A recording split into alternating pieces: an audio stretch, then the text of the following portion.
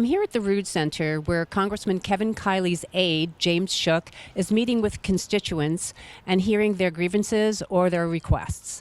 And it looks very calm and collected out here. We expect it to come up and see a lot of people outside, but don't let that deceive you, because inside are at least 25 people lined up to go in and talk to Mr. Shook in person. And they're letting 1 to 2 to 3 people at a time in to speak with him.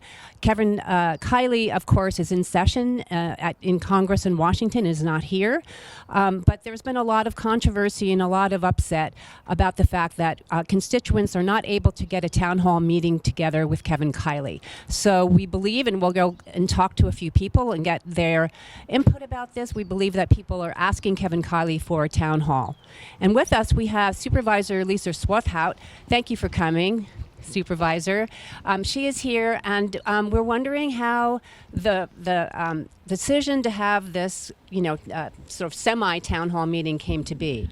So typically several times a year, the congressman's staff will come up here and hold office hours. So I believe it's not unusual for him to send one of his field reps, which is there's 2 of them up there now, who will be here to answer questions and also to take all the comments back to the congressman at his district office. Gotcha. So this is not an unusual occurrence. This has happened before. Well, here's what's unusual. A year ago when they were here, there were 3 people. And today I would say there's over 200 people standing in line for several hours potentially to share their views and their grievances and their requests with the congressman's aide. And I call this democracy in action right now, and I'm really impressed that our community has come out to speak on the issues that are important to them. As a county supervisor, I know the impacts and I know what potentially is going to happen, and people are scared, they're nervous, they have a lot of questions, and they just want to feel like their elected representatives are taking care of them at this moment.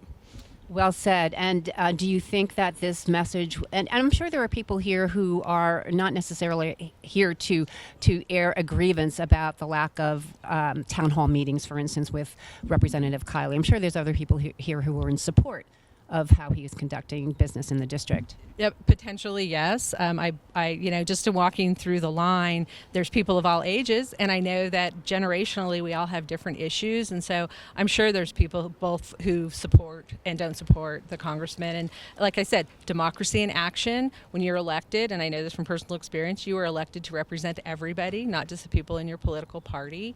And I've worked with Congressman Kiley, and he's been respectful of all of us as he's been in Nevada County. I hope people appreciate he does have 10 counties, and everybody is requesting town halls, but I would encourage his staff to try and find a time to do a town hall. It might be a joint one with Placer County because we're so close, but I think there's some potential to bring him out here so he can personally hear the stories. And my experience, people are respectful, so he doesn't need to worry.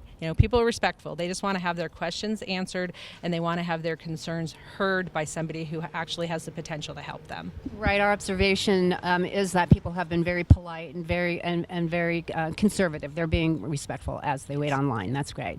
Well, hopefully the message gets to Representative Kiley that the people want to speak with him, and there are solutions to be had, perhaps, as you suggested, a combination with other counties to meet with him.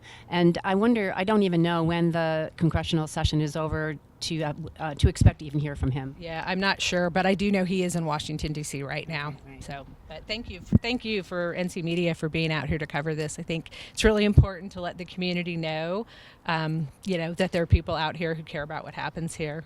And thank you. We appreciate your time and perspective. Okay, we're going to go in and we're going to talk to some people online. Hi, I'm here at the Rood Center, and we are talking to Randy Swissley, who is online here to talk to Representative Kiley's aide, James Shook. Hi, Randy. Welcome. Thank you. Tell me why you are here. Because I rarely get the opportunity to talk with a representative personally, and even though Kiley isn't here, at least he has an administrative assistant that might be able to take a message back. And what do you think of the crowd? I mean, what's the vibe? What vibe are you feeling? I think that people are disappointed that they are only being allowed to go in 5 people at a time for 10 minutes, up to 10 minutes apiece. I think they expected the auditorium to be the venue. and instead there's just a small closet apparently upstairs. And so a lot of people have come but don't have the 4 or 5 hours to wait, and so they're leaving. What about the show of numbers alone? Do you think that is second best? I just counted there's a little piece of paper going around that everyone has signed, and so far over 150 people have signed it, and I'm not sure what time it is. I'm thinking maybe 10:30. So in the first half hour we've seen 150 people, at least that have signed the paper. Maybe people have come and left and not signed the paper. Right. Well, since you're at the end of the line, I wish you best of luck. Thank you. Thank you for speaking with us. Yes, thank you. Bye. I'm here speaking with Karen. Yes, hi. I just want to say the real reason I'm here, not because I think Mr. Kiley is actually going to do anything, but I feel it's important to register our protest, and he needs to do his job. He's not doing his job. Mr. Musk is doing his job, and it would be really great to see Congress actually take action and do what they should be doing. Thank you for your input. Hi, Holly. Welcome. Hi. Why are you here? Well, like many other people in this crowd, I am concerned about what's going on in Washington right now. I do believe that I have no chance of convincing Representative Kiley of anything other than the fact that I am concerned about what's going on. However, I have only lived in Nevada County since 1998. And So you're a newcomer. I'm a newcomer, and I can tell you that living in South County, when I moved here, for at least the first 10 years, we had 1 to 4 snowstorms that actually left snow on the ground for several days. I haven't seen snow at my house in the last 4 years. I have seen 3 bees in my garden, in which I have hundreds of lavender plants. I see the effect of climate change. My hope is to get the staff to understand I won't be here as climate change plays out. In all likelihood, I'm going to meet young people who will be here as climate change plays out. I remember when the air over Denver was dirty, and as I drove from the north with my kid sister on a vacation, she woke up and said, "Oh my God, what is that?" The air over Denver is clean now. The air over Los Angeles is clean now. And if we go back to coal power plants and reverse the renewable energy that we're trying to achieve, the world is going to turn out exactly the way it did in all the science fiction stories I read in the 1960s and 70s. Okay, I'm here with Bart, who's online to speak with Representative Kiley's aide, James Shook. And I think you have a long statement here that you want to leave for Congressman Kiley, but I thought maybe you could read a little paragraph or two for us. Yes. My name is Bart Rood. I live in Auburn. It's part of District 3. I'm a United States Army veteran. I served in Vietnam. Thank you for your service. Thank you. And I would like to read just a moment, a couple of paragraphs of the message I would like to leave for Congressman Kiley. The slash and burn approach taken by figures like Trump, Musk, and Hegseth and others is detrimental to the well-being of our nation. These strategies, characterized by rapid and severe cuts, often lack the foresight and nuance required to maintain essential social structures. They ignore the delicate balance needed to sustain support systems like Medicaid and Social Security, which millions of Americans rely on.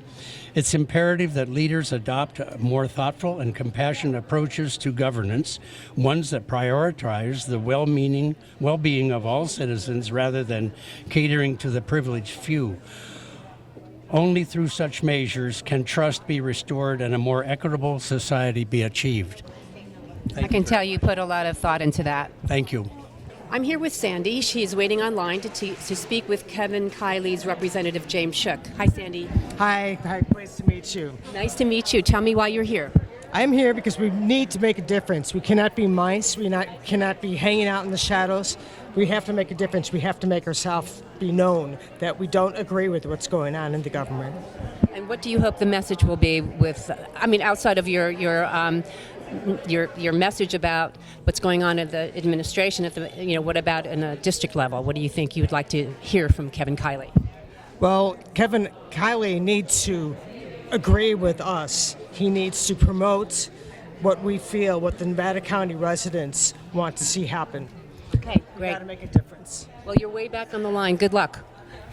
Hi, can you please introduce yourself? My name is Barbara Larson. I've lived in Nevada County for 47 years, and 40 of those years I worked in the field of elder care, mainly people with Alzheimer's disease. And I'm the founding member of the Elder Care Providers Coalition in Nevada County. And I just want to say that working with people with Alzheimer's disease has been a pleasure and a sadness for me about watching family caregivers and what they have to go through. Recently, the Trump administration has cut funding, grant funding for the Roy Blunt, which to me is sort of ironic since Roy Blunt was a Republican senator for the Alzheimer's Research and Center in Bethesda, Maryland. So what this is going to do, the neurologists are saying, is take us back 20 years of research. And what does that mean for families and for people with Alzheimer's disease? It means that we're not going to have the preventative programs that we need, and also the research to stop this disease. And also, what does that mean? That people are going to be put in skilled nursing facilities prematurely because their loved ones are going to be either dead or overtaxed. So if you were to relay one thought, one sentence to Kevin Kiley, what would it be? It would be, please have the courage to stand up for the rights of family caregivers. Family caregivers. Well said. Thank you. I'm here with Mary Ann, who just met with the district manager of Kevin Kiley's office here. How was your experience meeting with her? It was fantastic. She was very open to anything you had to tell her and even asked you questions, so that made it even better. Interesting. Is it okay if I ask you what what did you tell her? What did you want to relay to her? As I understand your question, you want to know what I asked her, why I came? Is that the idea? Yes, please. Okay, because we're dissatisfied with the mail delivery in Nevada City. The mail is not being delivered routinely. You get it sometimes and sometimes you don't.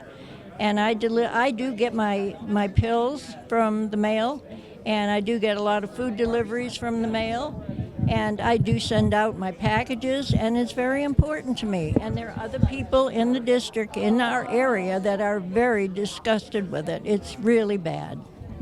And how was her response? How did she react to your issue? Fantastic, very open. I do have an open case anyway, and so it's being carried on. They're doing all they can, and I know I have confidence in them that something good will come from it.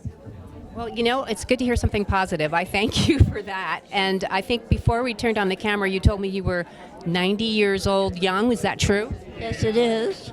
And still going at it, still, acting and being an activist. So we really appreciate your time. Thank you.